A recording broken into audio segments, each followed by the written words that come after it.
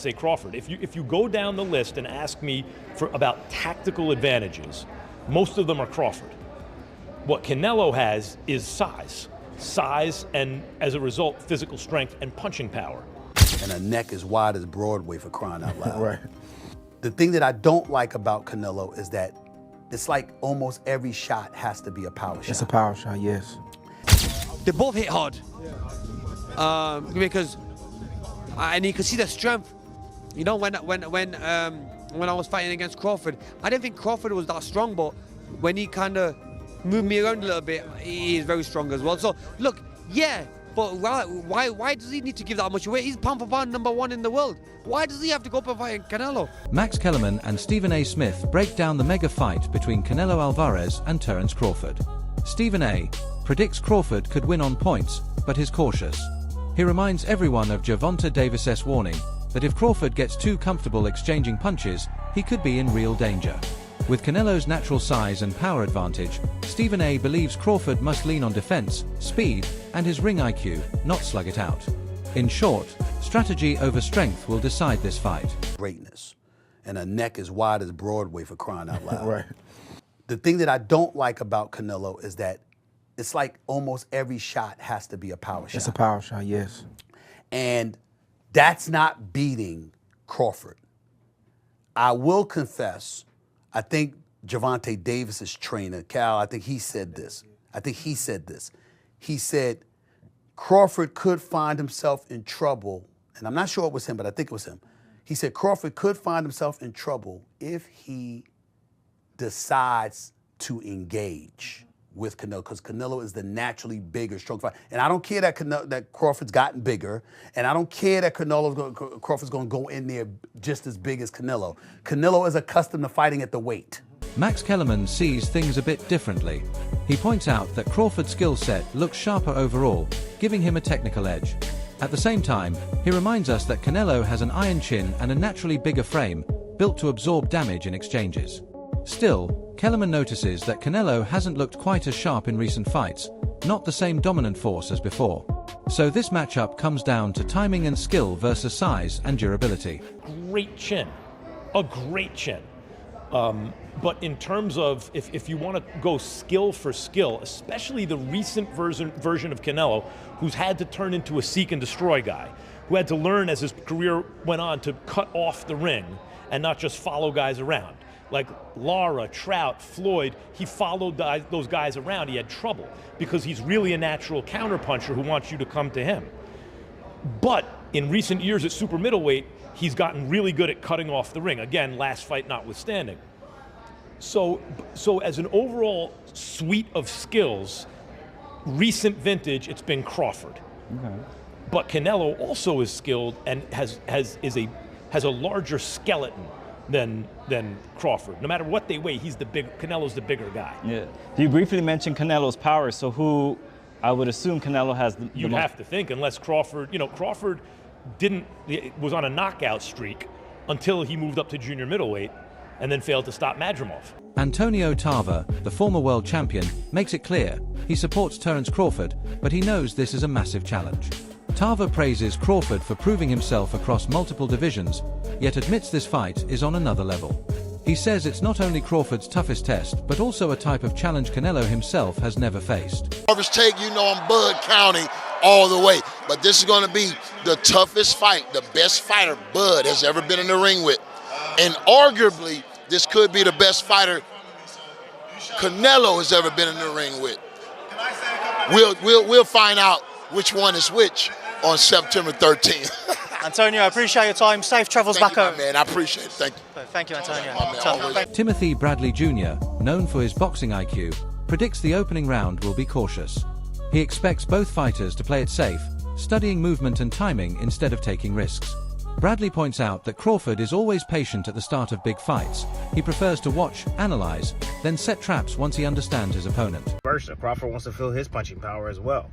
In the beginning, it's all the position balance. Like both guys are trying to get balance and trying to find their rhythm, understanding their distance to where they can punch and at the same time avoid getting hit. You know, it takes Crawford a little bit more time than I would say Canelo to get right to it. Canelo, although I would say he is a prolific counterpuncher, fantastic counterpuncher. You know, he tends to find his spots a lot quicker. You know, and the indication of that is when, if you look at any of the boxers that Canelo has faced, Trout, even Danny Jacobs, even when he fought against Charlo, you just check out the first round. You know, he usually takes off, just feels the power, you know, cruises, you know, see what these guys know, couple of feints, level changes, you know, just gathering information, right? Crawford does the same and similar things. So I think the first round's going to be a real, like, calm and cautious round by both fighters. But in the second round, Canelo's going to start applying that pressure, man. Pre-engagement with Crawford is a little bit more difficult than a Charlo, okay? Let me explain this.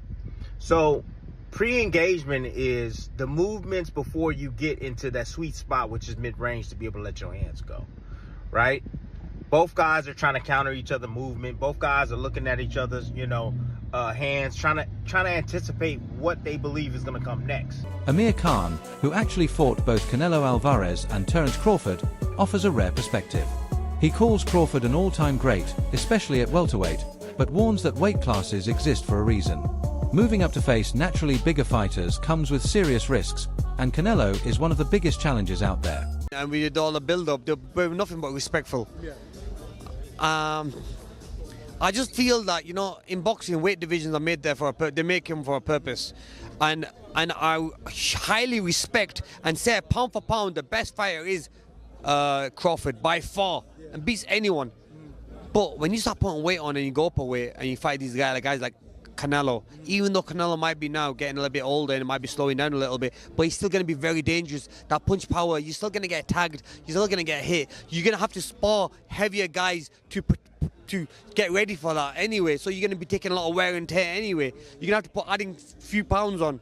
Does he need to put that pressure on himself?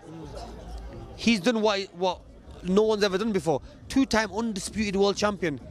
So why not just enjoy? But obviously you want to go for that next challenge.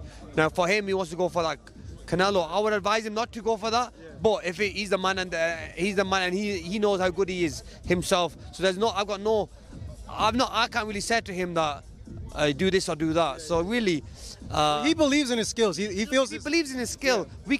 We can't answer for him. Yeah. We let him go and do it. You know what I'm saying? And we all might be wrong. Yeah. He might be even stronger than Canelo. He might pack the weight on well, that he might do really well in there. So look, regardless, you fought them both. Like what are the differences between them? Obviously, he's Canelo's strong and he's easily hit. Very easily hit, very easily. Yeah. Compared to when I fought against Crawford, I couldn't even hit clean.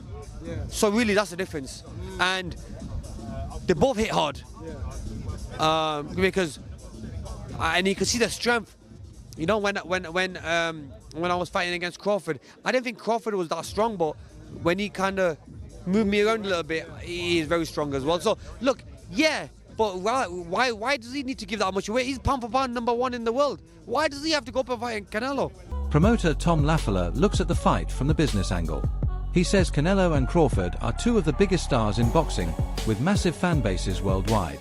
In his words, very few fights today can compare to this one in terms of scale and global attention.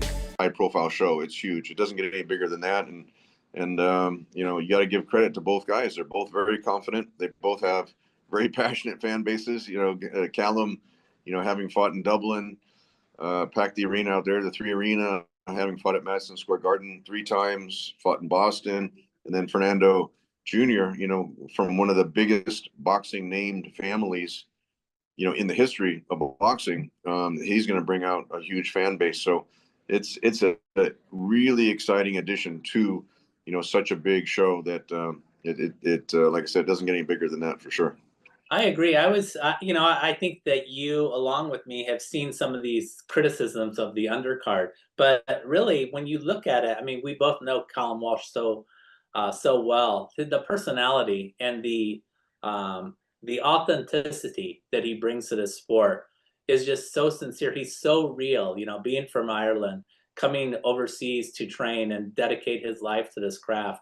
And his personality is so magnetic that it obviously brought someone like Dana White to be a huge supporter of him. Trainer Dave Coldwell zeroes in on Crawford's unique style. He highlights Crawford's ability to switch stances, use footwork to control distance, and create angles that frustrate opponents. Coldwell believes this underrated skill could be the key against a pressure fighter like Canelo, allowing Crawford to dictate the rhythm of the fight. From when the fight got made, I've always fancied Crawford. I just think it's different. I think there's something about him. I think if you add what Crawford's good at, his brain, he can switch. He's very good as a southpaw. His judgment of distance is fantastic. His punch picking is fantastic. He's got good legs. When you add what, and he can pop. I mean, listen, I'm not saying he's got the power to hurt Canelo, but he might have the power to surprise Canelo a little bit and just sting him and just. But when you look at what Crawford does well, and then I look at this version of Canelo, as Canelo's got on, his punch rate's gone down. His feet have never been the fastest, but he's always had good placement of feet. His feet aren't the fastest. And he loads up. And he don't really like boxing at a pace. So I kind of look at that and I think Crawford can manage his way through the fight to win it on points. I think he can manage moments, tough moments. When Canelo detonates a big shot on him, he's going to know about it because Crawford's been hurt before. And Crawford gets hit. He does get hit. That's why he's exciting. But he does get hit. So that means that Canelo could land on him. I just think that Canelo will land a bomb and Crawford knows enough to tie up, to get off at an angle, to get that distance. Jeff Mayweather focuses on the weight factor. He stresses that Canelo has been dominant at super middleweight, a division that perfectly fits his frame. Crawford, on the other hand, is moving up to a weight that isn't natural for him. Mayweather questions how the extra pounds will affect Crawford's speed, stamina, and durability. Big factor, and I mean, this is a weight class that Canelo is already, owned. He owns his weight class. And so, I mean, and he even went up higher. So, I mean, he's already proven what he can do and what he can take at those other weight classes. So, I mean, I don't know, but if anyone can do it, it probably would be Terence Crawford. I mean, this guy seems like he's amazing. I mean, I'm a big fan of Terence Crawford, but I'm a big fan of Canelo as well. So I mean, it's one of those situations where somebody has to lose. So I don't know who's gonna lose, but I think that it's going to be a great fight. I think it's going to be a great fight.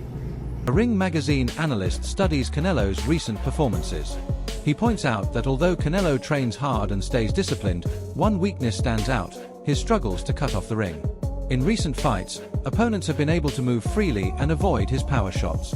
Against Crawford, whose movement and angles are elite, this flaw could become a huge problem. I should have any position to critique and criticize Canelo. But one of the things that he's gotten in trouble with in the last couple of fights, not being able to cut off the ring. You go to the William Skull fight and you watched him chase William Skull around and around and around that ring. And yes, William Skull was running from him. That was pretty clear to see. He was on his bike utilizing his jab, but you didn't see Canelo cut him off.